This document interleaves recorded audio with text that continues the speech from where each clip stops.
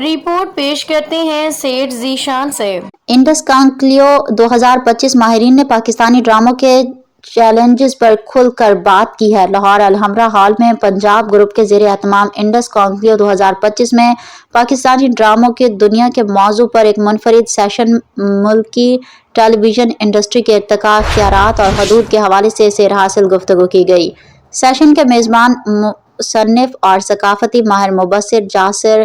شہباز نے کی، جس میں معروف اداکارہ اور مصنفہ میرا سیٹھی اور ڈاکٹر سے سکرپٹ لکھنے طرف خود کو موڑنے والی اداکارہ تمکنت منصور بھی شامل ہوئے۔